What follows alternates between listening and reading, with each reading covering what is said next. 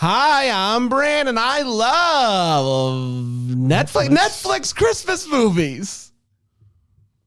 Hi, I'm Jax, and I like Netflix Christmas movies. I'm Alonso, and I thought I knew what to expect from Netflix Christmas movies. I'm Dan, and did we watch a Netflix Christmas movie? And this is the Deck the Hallmark podcast. Deck the Hallmark, it's his podcast. Brandon and friends host his podcast. We hope you like this jolly podcast. Well, hello, everybody. Boy, How are we? Oh, man, what a time. Jax, you've got a... Am I seeing a slideshow going on here? What is happening? I don't know. I don't see that, and we're just going to... Oh, down below, down there? Yes. So we got a skylight frame, and you can too, skylightframe.com/deck, I think. I don't know. And okay. all of the double-deckers have the code to send in their Christmas pictures, and it's right down there.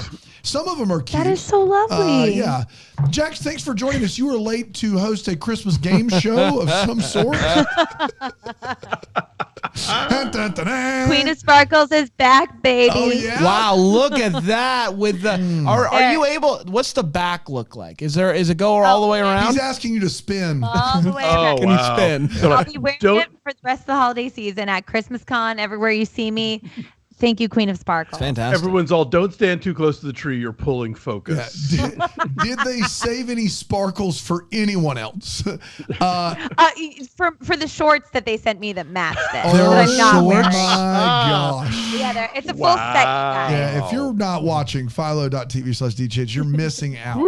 If you thought that guacamole quinceañera sweatshirt she had on earlier was fantastic, you've not seen what's happening right now. In for a treat. Yeah. So did they like our work? Is that why they sent you another one? They saw the episode and they were like, "This is good work." They did. They were like, please, absolutely take this full set. Here's what happened. Guys, they're not paying me, but they are giving me the clothes for free. And instead of them reaching out to me and saying, hey, would you promote again? I'm like, hey, it's me. Can I do it again? And then they don't answer the email. And then I say, hey, by the way, I'm doing all these Christmas things. Then they don't answer the email. And then the third time, They do.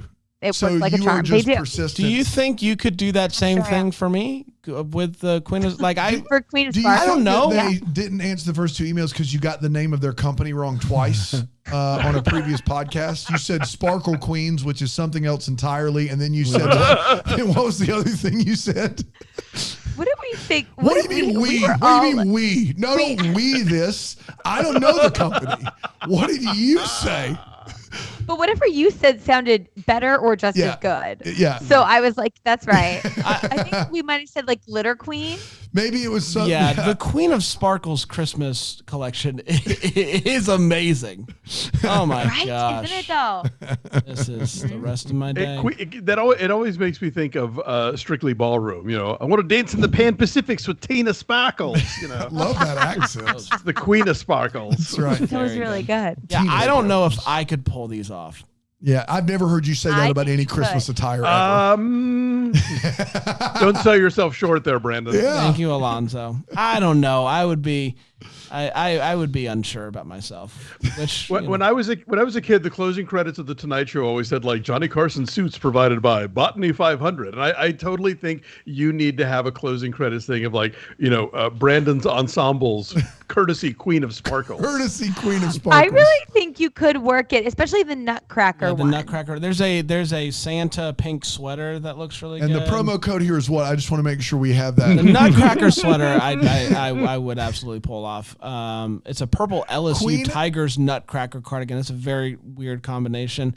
Very intriguing. Are they from Louisiana? Queen of Sparkles is getting more play because Jax is emailing them. Also, it's skylightframes.com/deck, That's by the right. way. You're welcome, I think Queen. it's Deck. It is. I have confirmed it. It is Deck. I've confirmed it. It is Deck. If you want to have your very own Skylight frame down there, it's great. All right, let's get to this. Best period. Christmas period ever. Period. I think so. Exclamation point. Very nice. Originally aired on November 16th, 2023, and it went a little something like this. The Jennings are a type of family that still sends out Christmas newsletters because their family is perfect. They excel in everything. So, of course, you want everyone to know about that. Charlotte, though, gets the newsletter, and she's not having it. She's like, who still does these? I hate newsletters. My family's great, but they're not newsworthy. No need for a newsletter here. Her son sees the newsletter and is like, I wish we were going here to see your newsletter, friend. They seem great. It's 5 days until Christmas, and Charlotte and her family hop in the minivan to head to her sister's house for the holidays. But after they pull up to a massive house decked with Christmas, and after taking way longer than they expected it to take, they realize that it's not her sister's house at all. It's Jackie's. Turns out that she asked her son to put in the address into the GPS, and he put in Jackie's address from the newsletter. So shout out to that kid. Boss move. Well, now that they're here, it is midnight. They agree that they should stay the night. And apparently, Charlotte's husband, Rob, had a thing with Jax. We'll call her Jax for the duration of the movie because they call her Jax once, and that's enough approval for me. Has a thing with Jax back in college. They wake up the next morning, and they're completely snowed in. So they're going to have to stay with Jax and her family, including the crazy hunky husband, Valentino. Charlotte believes Jax must be lying in her newsletter because no family is actually this perfect. So while she's here, she might as well start poking around to find out if everything actually checks out. And basically it does. So she then sees that for some reason Jax gets a letter in the mail from her husband Rob. What's up with that? Is Rob and Jax still having a thing on the side? Who knows? She snoops around and finds this secret passageway. So she goes to check it out, and she then gets kicked in the stomach by Valentino because he thought that it was a burglar. And that's when Valentino sees the Christmas gift that Jax has been building. It is a dollhouse replica of the house that he grew up in, which Charlotte accidentally destroys. Everyone is mad at her, including her own husband. Also, it turns out that the letter from Rob is a secret newsletter that he's been sending out to his family and friends for years because he knows how much she hates newsletters, so he was doing it on the side. Once again, Jax is the best person ever and just forgives her. Are you okay? No, I got a little tickle in my It's throat. tough. The forgiveness kind of gets you sometimes. I'm just... You want Sticks in his need craw. some water or something? Yeah, I need some water. It's just a little choked up. Yep. You love soda water. Oh, that's worse. Why would you give me seltzer? So Jax is the best person ever and just forgives her. Then her husband forgives her. They kiss, big old honking ones.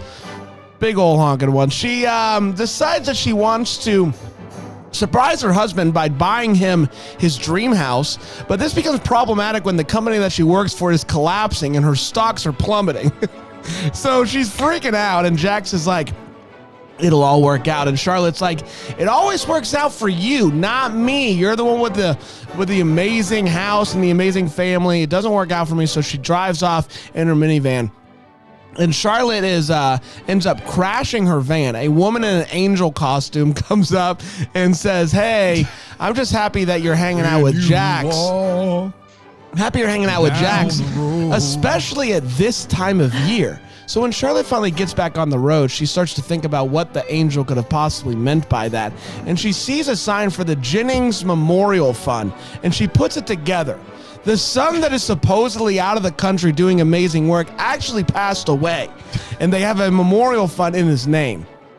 So she goes to talk to Jax about this, and she's like, yeah, he passed away, and we started the fund and wrote about what the money was doing and going towards as if he was the one that was actually doing it, because in a sense he did. So she then shows her that they have created their son's dream solar-powered hot air balloon. The ladder, they get in it. The ladder is then hanging down from the balloon and ends up picking up a decorative Santa and his reindeer. Now, throughout this entire movie, the kids have been doubting the existence of Santa Claus. And so when she realizes that they're going to fly over where the pageant's taking place outside, she climbs down the ladder and into the sleigh to act as if she is Santa. They then land. The real Santa is there to disconnect the sleigh, and then he vanishes with Christmas magic. They make it over to the pageant. Brandy comes out. It's different. I know she's playing the Jacks, but Brandy's here. Yeah. And Brandy sings us some Christmas music, and we are all better for it. And that, my friends, was Best Christmas Ever. We did it. We did do it. Let's take a quick break. We'll come back and we will break this movie down here on Deck the Hallmark.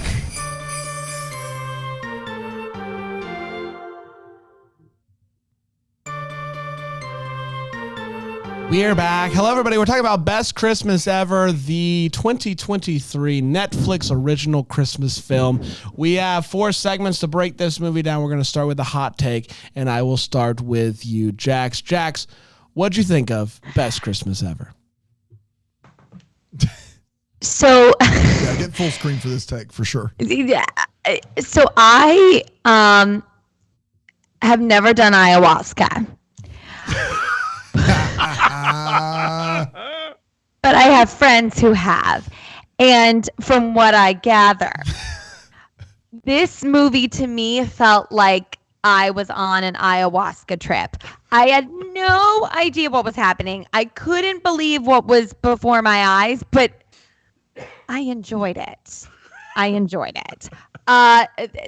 There's just so much here to break down. Look, I love Brandy so much. Jason Biggs is great. Heather Graham. I was watching this movie with Alex, and I said to him pretty early on, I was like, oh, her kid's dead. Jax's kid is dead. And he was like, your mind is so dark and twisted. There is no way, like, what? And then at the end, he's like, oh, that's where we were going. So there was just so much there. It was quite the romp. I had a blast watching it, but I honestly couldn't believe my eyes and They ears. are going to take Had a Blast by Jacklyn Collier and put it on a DVD box. Yeah. Alonso, what do you think? I'm not mad. I'm disappointed. No, and I'm mad too. Did not have a blast. Did not have a blast. Did not. No, I wish I'd been taking ayahuasca instead. You have all these elements here. It's a fun premise for a movie, but you can't do a premise that's about like jealousy and bitterness and then like paste smiley faces all over it and just make it all nicey nice, which is what they do. And I think the casting plays into that. Like, as much as I like Heather Graham and I like Brandy, I don't think they're right for these parts. I think you need a little more adversarial stuff. You need a better, like, guilty secret for the seemingly perfect woman than my son is dead, I think, really, to make this work. And not only is this like, the big Netflix movie of the year, and they keep referencing all the other ones in this movie. I don't know if you noticed on TV screens, you see Falling for Christmas, you see Princess Switch. This was directed by Mary Lambert, who did like Pet Sematary and, like is a legit filmmaker, and was co-written by Charles Shire, who is Nancy Meyer's ex-husband. And they put together the Parent Trap remake, Father of the Bride remake. Private Benjamin. So these are, people who know what they're doing. And I just think the results don't come together. This is a very soggy Christmas pudding. I think I like soggy Christmas pudding. I am with Jax. It is a very, so when you get to the part of this movie where she's snooping around, she breaks the Christmas dollhouse, and you're like, what else are they going to do in this movie? Yes. And I felt like they heard that as a dare. Yeah. and they say, well, we'll show you. Maybe even hot air balloon. Maybe even Santa. Maybe even banking. Maybe even dead child. Maybe even fake Brandy Santa meets real Santa. Maybe even hot air balloon It was shenanigans. Maybe even Brandy concert. Yeah, we get all of it. We get all of it in this movie, and it is still like an hour and 10 minutes. Yeah, it's a tight 72. So short. Yeah, 5 minutes of credits. Yeah. So, but like, I'm not going to forget that this movie existed. I had a good time, and do I want to see these people do this movie? Do I want a sequel? No, Lord, no. This was good enough for me. I had a good time, but boy, it's just weird. It is a weird flick. But sometimes we need that, Dano? Yeah, I'm an amalgam of what everyone said. Aside from Jax, I didn't have a blast, but I liken it to, and early in this movie, you're like, we have some big name folks in here who know what they're doing. You have a writer and a director that both know what they're doing. And 30 minutes in, they just bag that movie, and Doug the dog from Up comes in and is like squirrel for the next 40 minutes. Doug is just like squirrel. He's just like dead child, fake Santa, real Santa, mortgage banking, Christmas radio station doing stock prices. He's just squirreling all over the place. And hot air balloon. That's right, hot air balloon. and it's 42 minutes of what is happening. There is nothing to really like hang your hat on here. And in the first 30 minutes, there's some scenes that I thought had some like funny moments, and I thought it was building to something. Maybe their life isn't so perfect, or maybe this becomes a rivalry. Like, what is that movie that you Deck the Halls that Brand like? Nah. Like maybe it's something like that. No. They resolve that tension between these two friends in minute 35 or 6. And then the next half of the movie is just full on hodgepodge beluga of, I don't know what's happening. And so, yeah, it's terrible. And it's terrible with a qualitative Netflix sheen that kind of makes it worse, because you know about all these great Netflix movies. And like, it had me missing the Lohanaissance, like missing the Lindsay Lohan movie from last year. This is terrible. The best thing you can say about this movie is it's 72 minutes long. Yeah. I mean, you can just get your car detailed and you're just like, you're good to go. You could just knock it out real quick. It's time for all the feels. This is where we talk about what this movie gave us the feels. Jax. I had 2 feels. I was really into it when Jason Biggs and Brandy were singing together. I was feeling chemistry. I was like, I want to know more about their past. Give me some more flashbacks. That was really super fun. And, as a kids acting coach, I always love to see kids on set. I thought these 3 did a great job. They did a really good job. I do think you can always benefit from having a kids acting coach on set. I'm just saying that to Brad Kervoy, who has hired me before. And I'm always happy to be on set because these kids were fantastic. But if you have someone massaging things a little, it can be better. That could play like the love interest of like a Ben Rosenbaum type on When Calls the Heart. And then also pivot and coach up children on that show. I'm not going to say that like Robert and Allie need help acting, but if they did, imagine someone who could do both of those things. Like if that person existed, Brad Kervoy would be just like, it would be just a fool's errand to not hire her or him or her. Especially because she won't charge extra for the That's right. Wow. That's right. If she's on a SAG contract, she's just happy to do it for free. Value your labor, you know? Right. Yeah.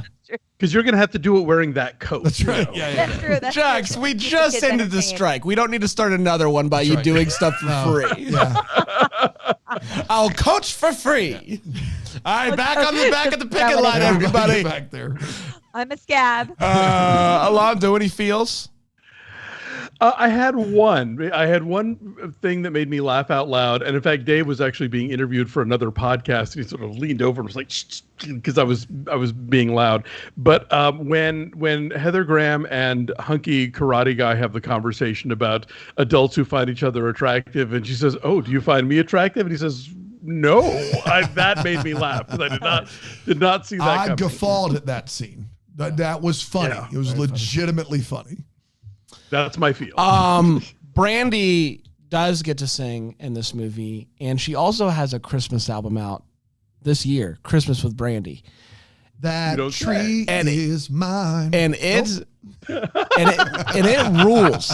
This album rules. It's a great album. Shout out to my favorite original Christmas jam on there. Shine Out Your Light. Are you not a crook? It's a jam. Shine out your light. Christmas with Brandy. Big fan. Speaking of which, because this is dropping the Monday before Thanksgiving, yes. Brandy is in the Macy's Thanksgiving Day Parade. There you go. Probably singing one of these songs. There you have it. Dave White is like, I want the big Jack in the Box to open and Monica to pop out, and they'll do The Boy Is Mine together. So if it happens, you heard it here first, that this Dave White manifested. And what a time that would be. Would they do that for a Thanksgiving Christmas themed event? I don't think so, but I would love to see it. I would love to see Dare it. to dream. I would have to be watching the parade as well, which I won't be doing. Oh my gosh. I know. Sorry. Monster. I had no feels. Oh my gosh. All right, let's take a quick break. We'll be right back here on Deck the Hallmark.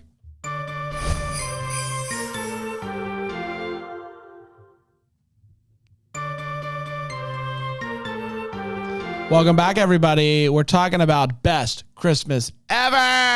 Let's get to the wait what's, and I'll start with you, Jax. Jax, what in this movie made you go, wait, what?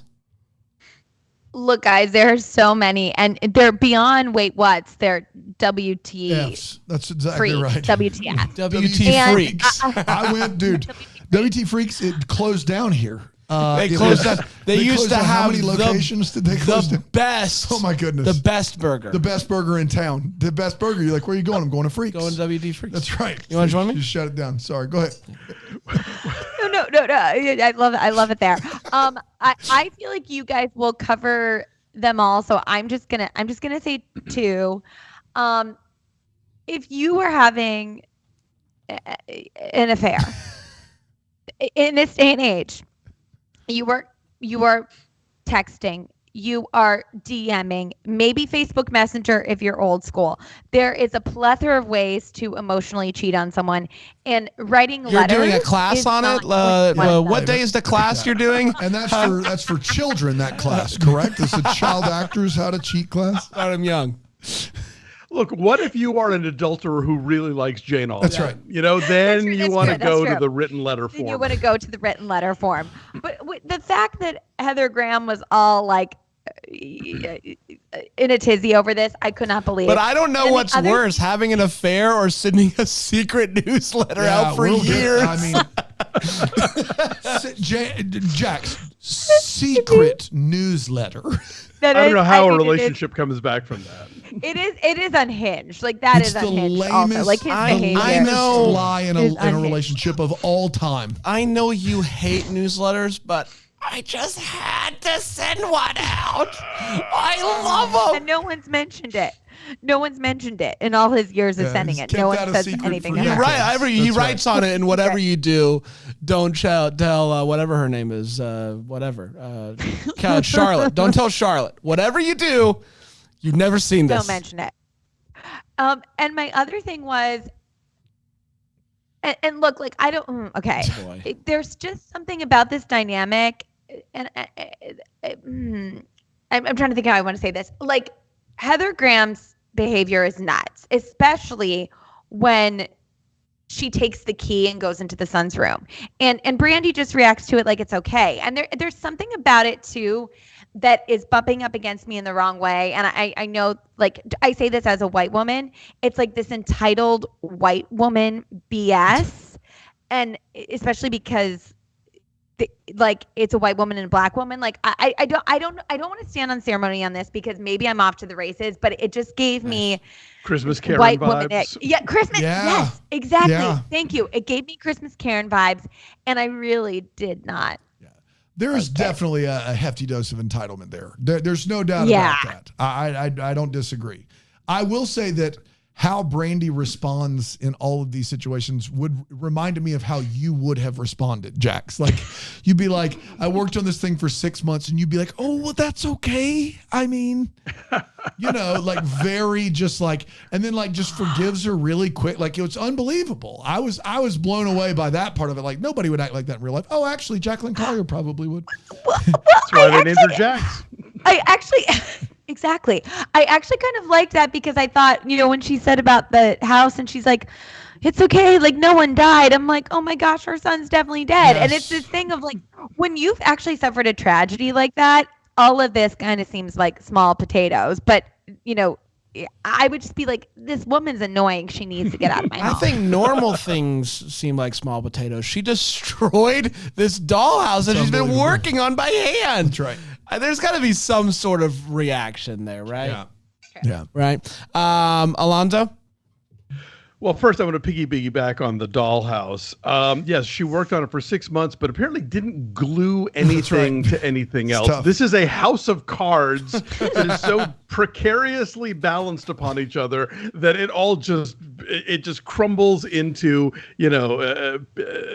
like none of the component pieces are attached to any of the other component pieces. So that's kind of on you, Brandy, for not, using any kind of actual assembly there. But let's go back to the beginning.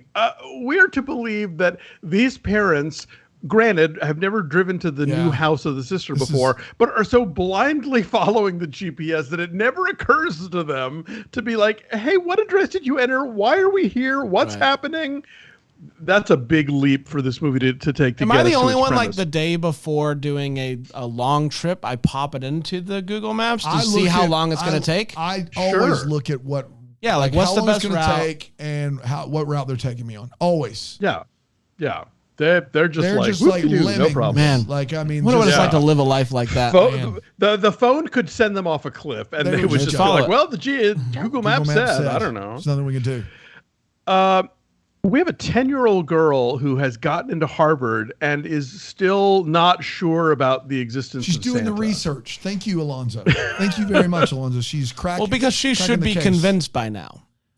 She should be convinced She that there should know- is a Santa, right, Alonso? I'll just say she should know one way That's or the exactly other. right. She should not one still be way ambivalent. or the other. Don't Yes. stop. should not You're not still allowed be to talk about ambivalent this. about You've it. already this season. Yes. You've already ruined dreams. So we're not going to do this today. Do we believe?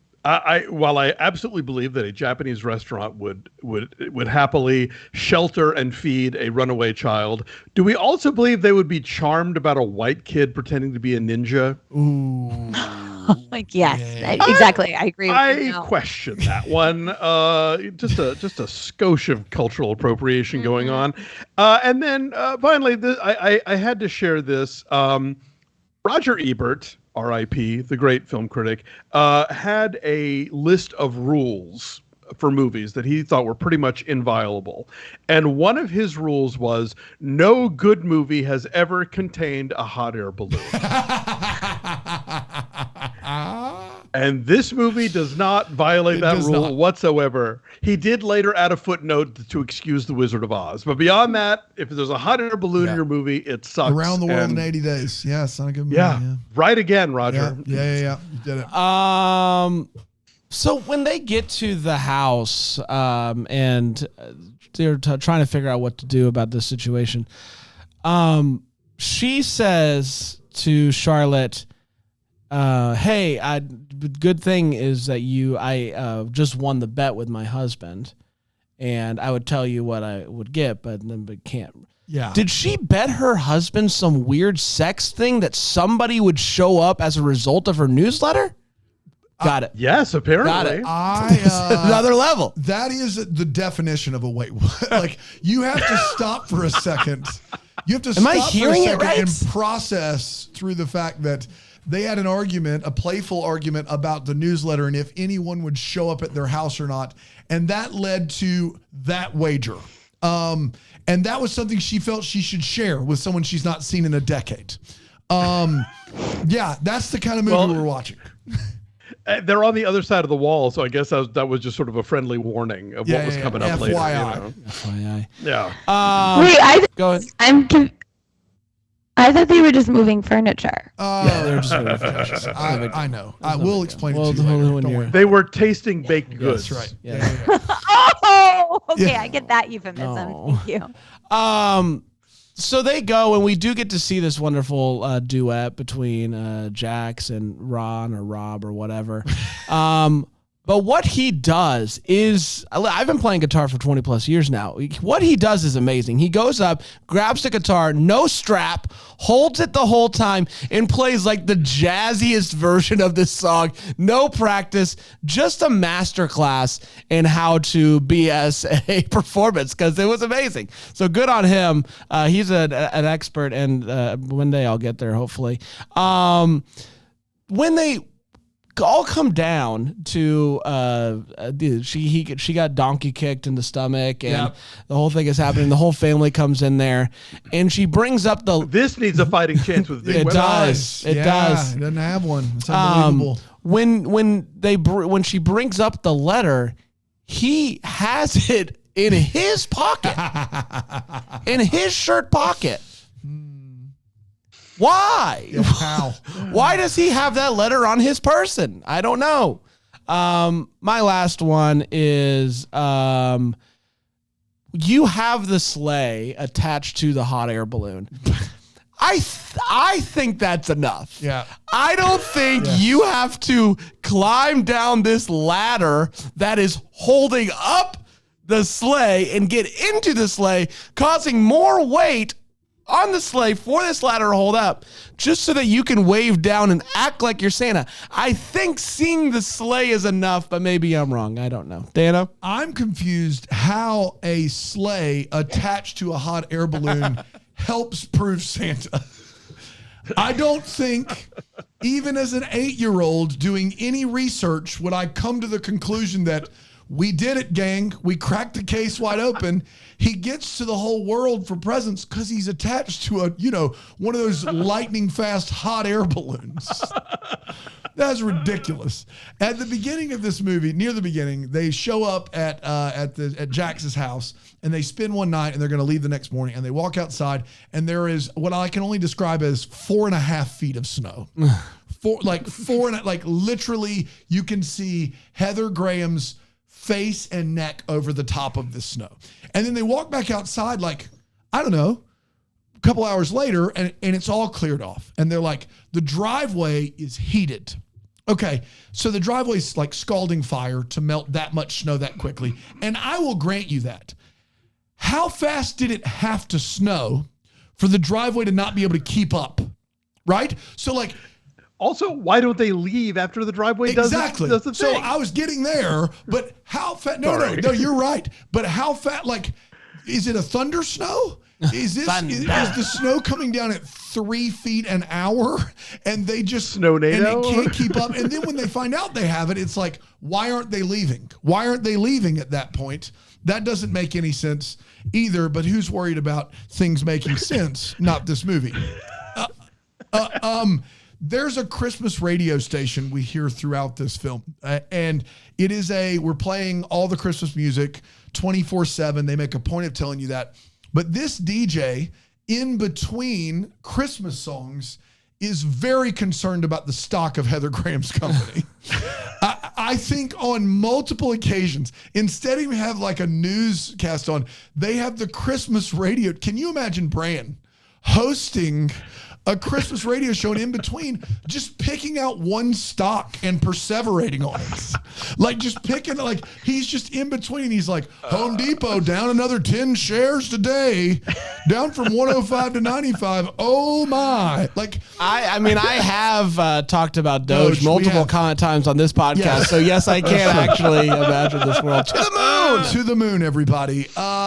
That was crazy. They have this Harvard-educated 10-year-old go and argue for a better mortgage for Heather Graham in one of the weirdest plot. Like, that was the part of this movie that I had the most like issue with. Like, she's buying a house, a fixer-upper. Like, and And the guy says the best we can do is a 4.4% mortgage.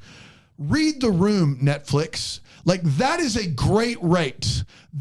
I was thinking that is too. An astoundingly good, like, that's a bad rate, 5 or 6 years ago. But right now, that rate, anyone in America would kill for that rate.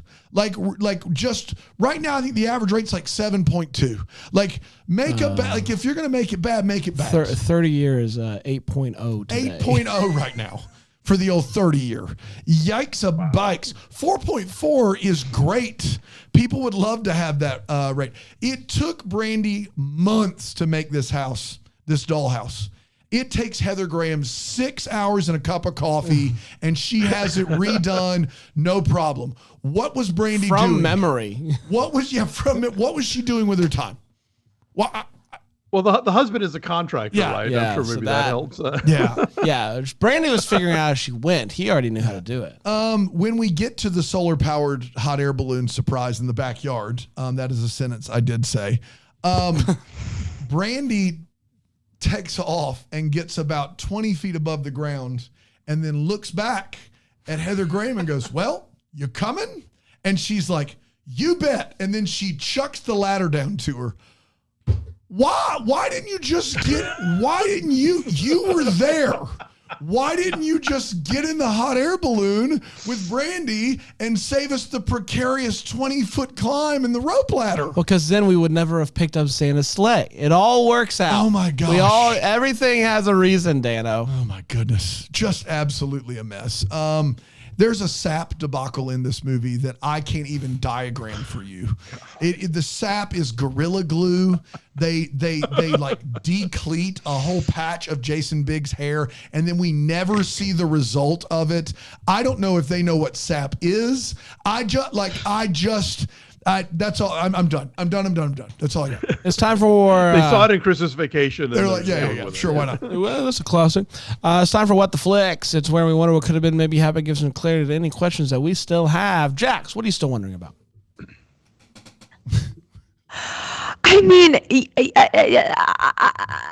the clarity to the questions. I think I'm just wondering, like, when these accomplished actors, accomplished personalities, successful people got this script, if they were just like, oh, this is like what Christmas movies do because they're not familiar with it, or if they thought it was as bonkers as it actually is and they were just like, oh, this is going to be something fun. Like, genuinely, what do you guys think? Like, I'm actually curious about this. Does that say hot air balloon?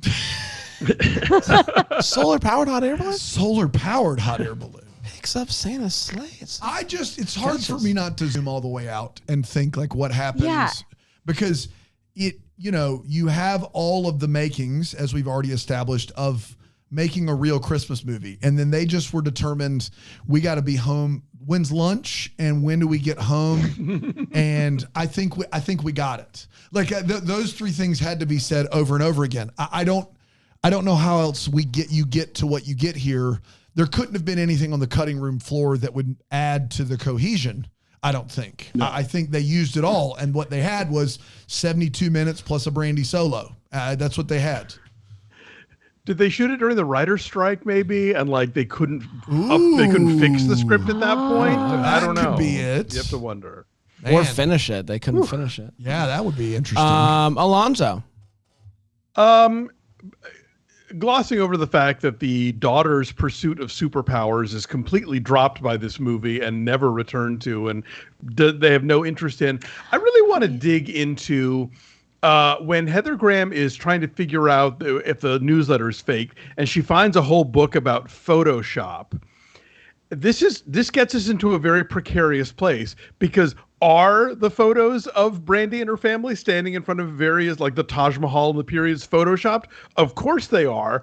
Are they meant to be photoshopped within the world of the movie? I don't know. It puts us in that weird place, like when people are on Zoom calls and you don't know if they just have a crappy Zoom background or the movie is trying to be like, no, they're really at the beach, but we had to give them a crappy Zoom background because it's all we can afford. It gets into a very deep pool of murder. Playing that both and card right there.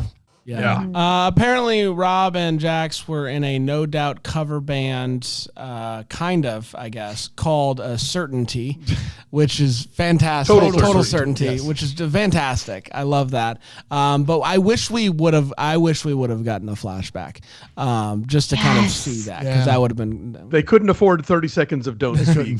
But didn't he say we didn't actually cover the songs? We just had originals. We had originals, but we sounded like No Doubt, so which is great. Yeah. So it's Speak a Lot. Designer Everything is the opposite. So Speak a Lot. They write, it's the same melody, but just different words. I don't know. Dano? I had two. Did the daughter, Megan Graham and Jason Biggs' daughter, who wanted to be a superhero, did she couldn't make it for the whole film shoot? Like, she just kind of disappears for long stretches. The other two kids are adorable and in this movie a lot, and she is just like MIA taken to the house. Like, she's nowhere to be found in this movie. I would love to know why that was what they chose. There was one scene where I literally thought it was going to be like, oh my God, where's our daughter? Like they had left her somewhere. Why introduce her if she can't be there? She's not, autonomous. She can't just like decide to like just go and do what she wants. She's 10. And then the second one, and this may be a take it to the tape, but am I to understand that they made the dead kid alive for the newsletter? Like, what did we, like, they wrote it like he was, you said this in your synopsis, and I'm still not understanding. This woman sent a newsletter out after a year of not sending one and writes it as though her son is still alive, accomplishing the things he wanted to do. The things that the money the foundation is doing, they write it as if it was Michael doing it. I guess I just need to hear the verbiage again of the newsletter, because that's awful unless it's done. I think I want to say that part of it was everyone knew except for her, right? Everyone knew except for Charlotte. How did you not know? No, I don't know though. That was the thing that I found kind of discomforting with that reveal too. It's like, so she's, because what they say in the newsletter is something along the lines of like, that he's off, changing the world and bringing fresh water to Africa. Yes. And his dream of us taking a trip around the world in a solar powered air balloon. But it's not like in his memory or his legacy. It's very. I think I just assumed that's the line that made us. And you just see his feet like playing soccer in like a foreign country. Yes, and it establishes that he's alive. And then later in the movie, when Heather Graham says the line to Brandy, your son's off changing the world. And then Brandy says, changing the world, come on. Like, you should know that my kid's dead. Like, she has a line that like and so it's a mess. It's such a mess. And I don't know how they got there. Because the angel that, I guess magically pulls the car up, which we didn't even talk about, but the van gets out of the snowbank. Who cares? The angel is superpower. That person knew about the death. So people knew. I mean, there's a sign on the road. Yes. Yeah, I mean, I don't know that Heather Graham was the only one who didn't know, but I think it's clear that Heather Graham is being led astray Brandy by that. Realizes that Heather Graham figures it out when they're in the room. Yeah. And not until then, I think. It's a mess. Yeah, it is. Well, we did it, everybody. This whole thing was worth it. You know why? Because real time, I just found out something. What's that? Ride, the Hallmark series Ride. No. Canceled. Okay. Canceled. I mean, I don't want to applaud because people, lost R.I.P. jobs. R.I.D.E. I am sorry to hear it, but that does make way for things that we will enjoy watching. The Way Home coming back though. But we are getting a second season of The Way right. Home, so which I love. That's what we need. Let's be done. Let's be done. It's Thanksgiving week. We got to prep for the food and then all the movies. This show episode collective is off next Monday because we have so many Hallmark movies that we got to get to. Yeah. We will be back on December the 4th with one I'm very excited about, Candy Cane Lane on Prime, Eddie Murphy. Come on.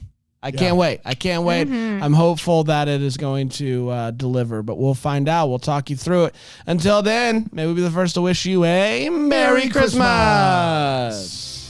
Deck the Hallmarks of Bramble Jam podcast is produced by Aaron Shea. What? For more information on Deck the Hallmark, you can go to deckthehallmark.com. For more information on the Deck the Hallmark family, you can go to bramblejamplus.com. Deck the Hallmark is presented by Philo TV. For a free trial of Philo, go to philo.tv/DTH.